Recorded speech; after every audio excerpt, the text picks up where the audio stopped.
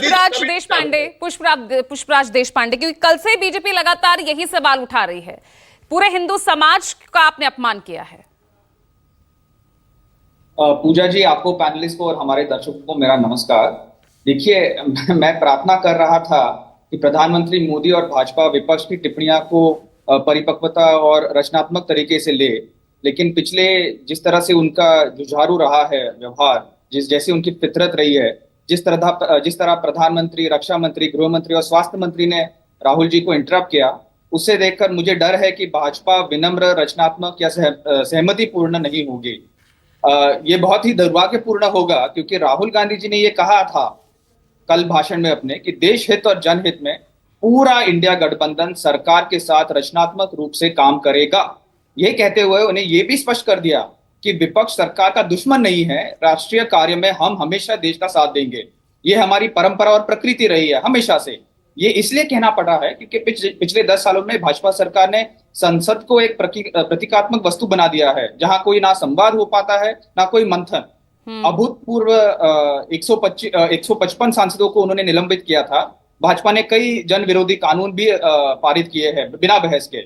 देखिए, अब ये जो लंबी चौड़ी बात हो रही थी, थोड़ी बौखलाहट मुझे दिखाई दे रही है, लेकिन चल हो जा शुरू।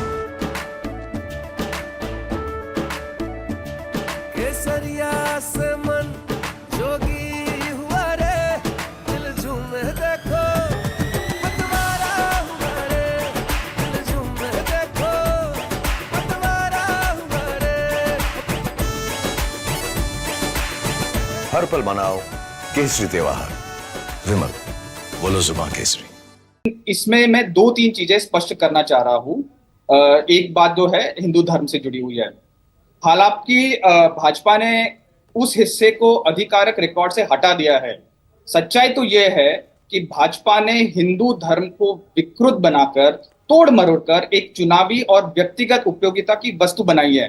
भाजपा ने हमारी, आपकी आस्था के साथ खिलवाड़ कर अल्पसंख्यकों को, दलितों को, औरतों का दमन किया है, किसानों को कुचला है और युवाओं की आकांक्षाओं को नजरअंदाज किया है।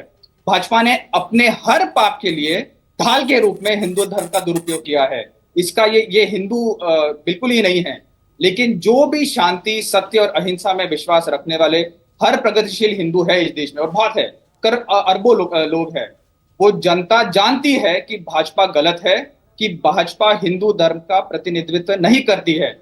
ये कोई संयोग नहीं है कि सैकड़ों अखाड़े, मठ और आश्रम भाजपा के विरुद्ध हो गए हैं, और अयोध्या, हाँ, तो सिद्धार्थ ये कह रहे हैं ना कि कल राहुल ने इसको रेक्टिफाई किया भी, तो तब किया जब प्रधानमंत्री ने इंटरवीन किया।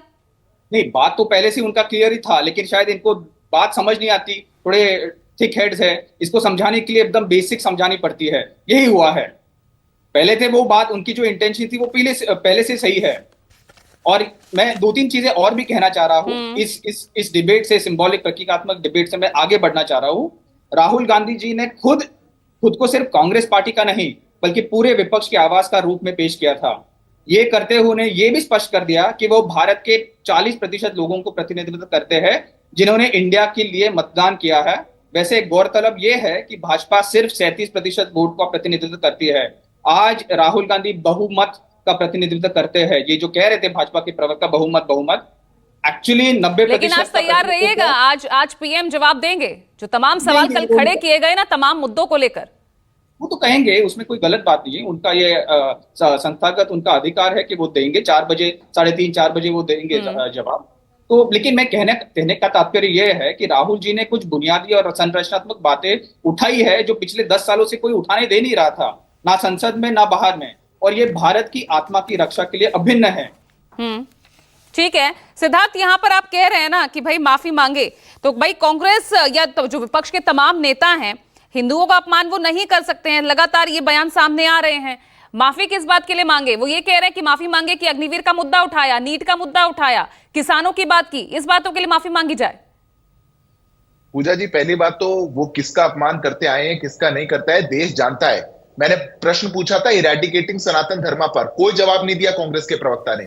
मैंने पूछा था सनातन धर्मा डेंगू मलेरिया है, कोई जवाब नहीं दिया कांग्रेस के प्रवक्ता ने।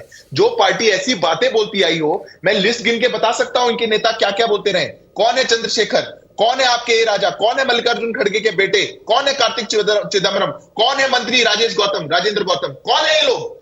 कौन है ये लोग जो जब मौका लगता है तब हिंदू धर्म को गाली देने का काम करते हैं? और उनके नेता, सबसे बड़े नेता जो कहते हैं कि मंदिरों में जाने वाले लड़कियां छेड़ते हैं, वो आज कह रहे हैं कि हिंसक है।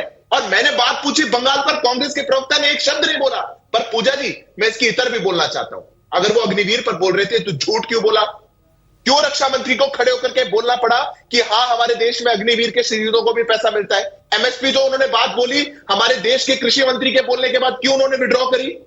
अगर प्रतिपक्ष के नेता है और कोई वो बात बोल रहे हैं, कोई जिम्मेदारी होगी या नहीं होगी? या फिर वो राहुल गांधी है तो राहुल बाबा तो कुछ भी बोल सकते हैं, आए बोले और घर चले गए, ऐसे तो होगा क्या क्या? अग्निवीर को लेकर क्या युवा परेशान नहीं है? अगर 1 करोड़ की राशि उन्हें, अगर ठीक है, शहीद होने के बाद, अग्निवीर के जाने के बाद उनके परिवारों को 1 करोड़ की सहायता राशि मिलती है, तो वो क्यों फिर सड़कों पर है? क्यों वो पेंशन के लिए आज भी लड़ाई लड़ रहा है? क्यों वो शहीद का दर्जा पाने के लिए आज भी लड़ाई लड़ रहा है, सड़कों पर उतर रहा है?